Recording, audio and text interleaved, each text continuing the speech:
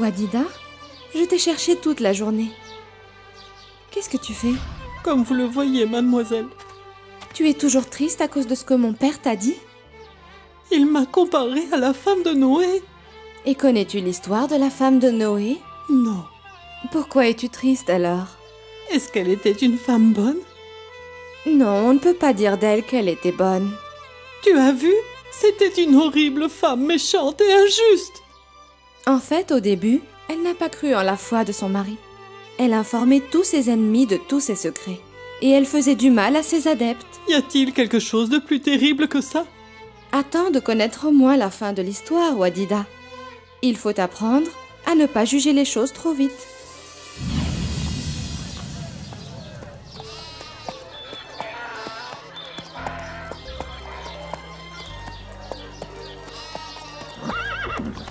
Monsieur le juge.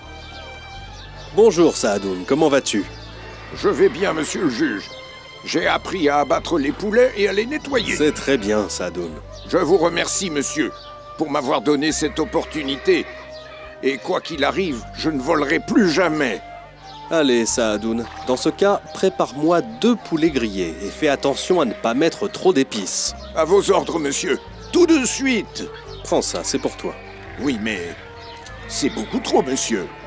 Oui, mais si jamais je n'aime pas tes poulets, je ne reviendrai plus jamais en acheter chez toi. Je vais aviser le chef de faire de son mieux.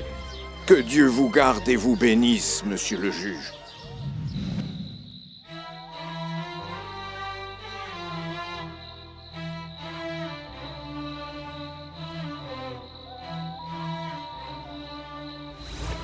Je suis ravi qu'il se soit transformé en un honnête homme. Il aime son travail et il le fait très bien. Vous, papa, vous croyez toujours que la grâce est supérieure à la justice. Ça, c'est grâce à Dieu. Et si vous le permettez, papa, j'aimerais que vous en parliez à la pauvre Wadida. Elle a eu tort et je n'ai fait que la gronder. Ce n'était pas son intention, papa. Elle se sent vraiment triste. Parce que vous l'avez comparée à la méchante femme de Noé. Bien, bien. Appelle-la. Je pense qu'elle est allée se coucher. Mais j'espère que demain matin, vous lui direz quelques mots pour la réconforter. Je le ferai si Dieu le veut. À présent, je voudrais aller me promener un peu dans le jardin, afin de digérer ce délicieux poulet grillé. Je vais me promener avec vous. Ainsi, vous me finirez l'histoire. Après que Dieu a demandé au prophète Noé de planter un palmier, ses adeptes ont réagi avec foi et patience. Que faites-vous tous? Comme vous voyez, nous plantons le palmier. Utilisez un peu votre raison.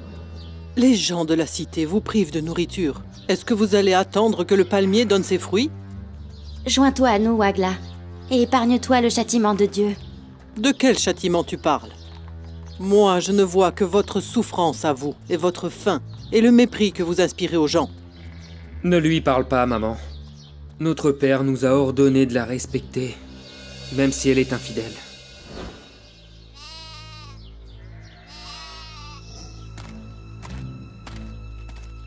Aide-moi, Taïba.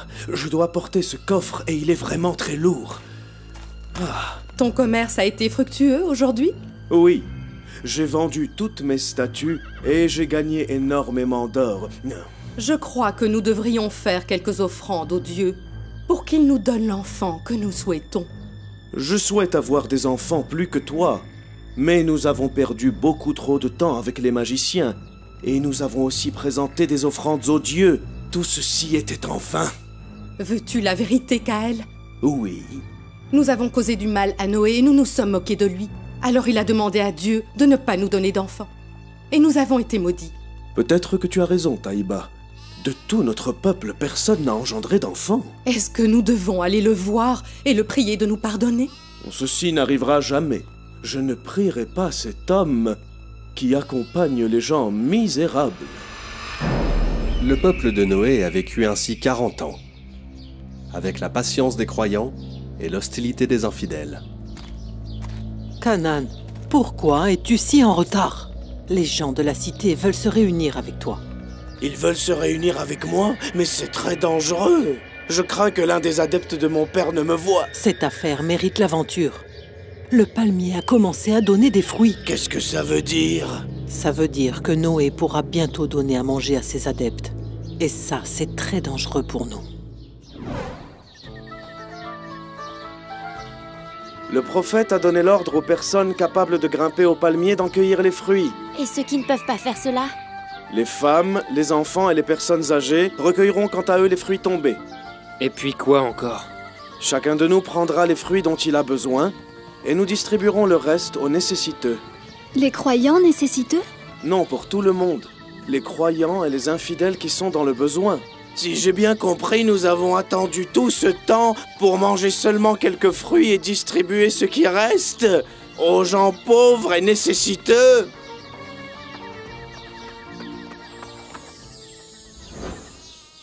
Grâce à Dieu, nous avons fini tout ce que nous avions à faire. Et tout le monde a mangé des fruits du palmier. Ah, à présent, reposons-nous quelques jours après ce gros effort. Nous n'avons pas le temps de nous reposer. Noé, le prophète de Dieu, nous a ordonné de couper les troncs de palmier. Quoi? Il nous a ordonné de couper les troncs? Bien sûr. Il a été très clair à ce sujet. Nous devons les couper le plus tôt possible.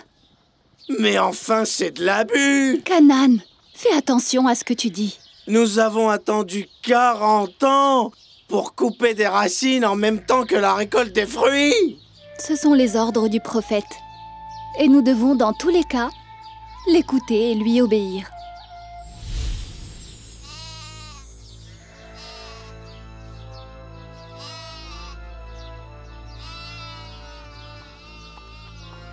Alors là, c'est la blague la plus amusante que j'ai pu entendre de toute ma vie. Il attend le palmier durant 40 ans, puis il le coupe à la première année de récolte. Tout le monde est sûr à présent que Noé n'est pas victime d'injustice. Nous avions très peur que le palmier se transforme en richesse, et qu'ensuite il pourrait utiliser cette richesse contre nous. Et nous qui nous attendions à ce qu'il monte une armée pour l'adresser contre nous. Mais il nous a épargné de penser à un plan et a détruit sa fortune par ses propres mains. Peut-être est-il devenu un peu vieux et qu'il n'a plus toute sa tête. Pourquoi donc est-ce que tu ne parles pas, ma chère Wagla? En réalité, je ressens une grande peur, Égère. Peur? Mais pourquoi? Ces quelques fruits récoltés ne sont pas le but de la plantation du palmier. Ce sont plutôt les troncs de bois qu'il a ordonné à ses partisans de couper.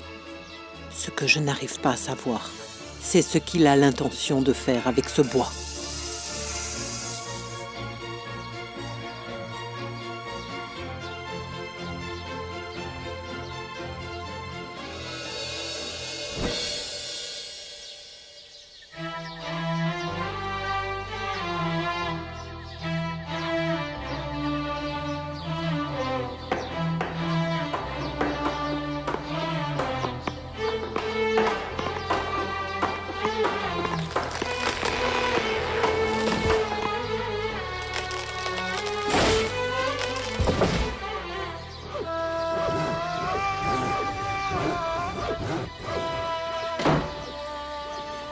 Non, non, ce n'est pas comme ça.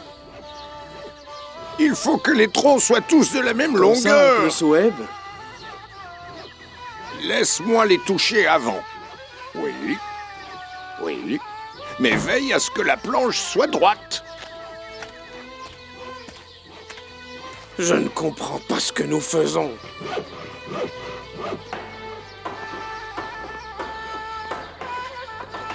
Alors, comment se porte notre peuple? Très bien, grâce à Dieu. Alors, dis-moi un peu, que sont devenus vos palmiers fruitiers? Il semble qu'ils ont quitté la culture de la terre pour être charpentiers. Noé n'a pas réussi à transmettre son message. Il a décidé de travailler dans la menuiserie. Nous ne vous faisons rien de mal. Pourquoi ne nous laissez-vous pas en paix? Est-ce que tu pourrais me dire pourquoi vous avez décidé de couper ce palmier? Je ne sais pas. Ce sont les ordres de notre père. Et tout ce que ton père t'ordonne de faire, tu le fais sans réfléchir? Évidemment, parce que c'est ce qui lui a été révélé par notre Seigneur. Pauvre de vous tous! Peut-être veut-il vous construire un palais avec ses panneaux, ou un engin pour grimper au ciel.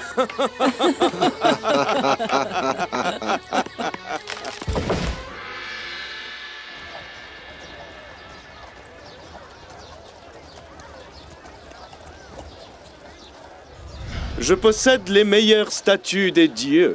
Omwad, Soua, Yaouk, Yarut et Nasr. Donne-moi une statue du dieu Ness. Oh, mais il m'en reste seulement 2 statues. Tu dois m'en payer le prix tout de suite. Tu n'as rien à craindre. Mon commerce de vin se porte à merveille.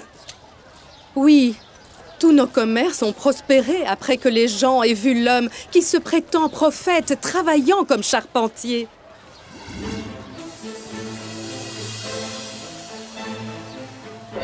Je ne suis toujours pas rassurée. Je veux juste comprendre. Qu'est-ce que Noé peut bien construire avec tout ce bois?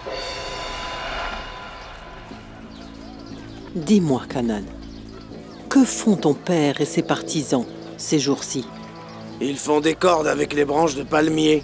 Des cordes? Pourquoi faire? Est-ce qu'il pense attacher ses adeptes et les forcer à le suivre dans sa prophétie? Ah, je ne sais pas. Comment ça? Il ne te fait pas confiance? Il ne te considère pas comme un de ses fidèles alliés? Ah si, mais lorsque je le regarde dans les yeux, je n'ose pas le tromper ni même lui poser aucune question. Tu n'es qu'un pauvre idiot. Ah bah merci.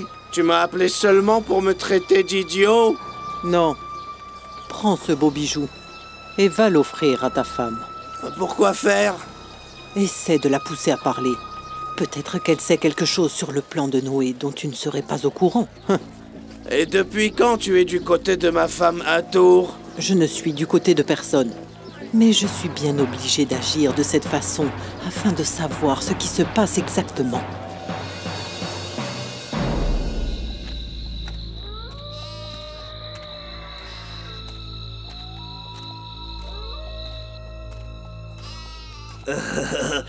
Tiens, ma chère et tendre épouse.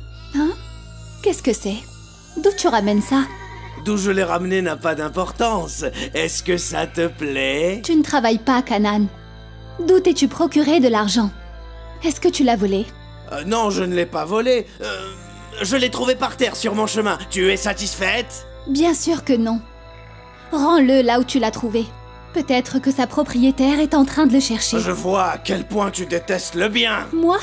Au contraire. Si tu m'écoutais un tant soit peu, je te parlerai du bien, de la vie et de la mort. Non, je ne veux rien entendre venant de toi. C'est à propos de ton père. Je t'écoute. Le prophète nous a ordonné de rassembler tout ce que nous avons réuni de cordes et de bois et de construire un grand bateau avec ça. Un bateau? Dans le désert? Est-ce que tu te moques de moi? Je te jure que c'est la vérité, Canaan. L'intention de ton père est de construire ce bateau à partir de demain matin. Tu veux dire qu'on va transporter tout ce bois près de la mer? Non, on construira le bateau ici. Hein? Ici? Mais tu es vraiment folle! Que Dieu te pardonne, mon époux. Vous êtes tous des fous! Comment allons-nous transporter le bateau à côté de la mer alors que de longs jours de voyage nous séparent d'elle? Tu as raison.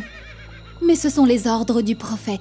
Les ordres du prophète, les ordres du prophète. Et si le prophète te demandait de te couper la tête et de la transporter dans tes mains, tu le ferais? Il ne nous ordonne de faire que ce qui est bon pour nous.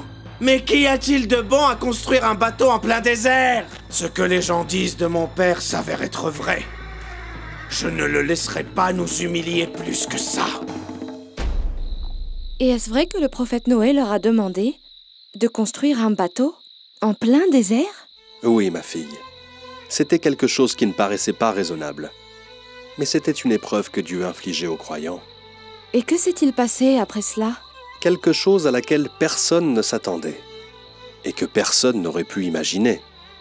Mais à présent, il est trop tard pour que je continue à te raconter cette histoire. Papa, je voudrais savoir ce qui est arrivé à Noé et à son fils Canaan et sa méchante femme Ouagla. Mais ma chérie, je vais tomber de mon siège tellement j'ai sommeil. Et il faut que je me repose pour être en forme demain à la cour, tu comprends? D'accord. Je vous laisse tranquille pour ce soir, à condition de me continuer l'histoire dès que vous rentrerez demain. Que Dieu veille sur ton sommeil, ma petite princesse adorée. Bonne nuit, ma douce enfant. Bonne nuit à vous aussi.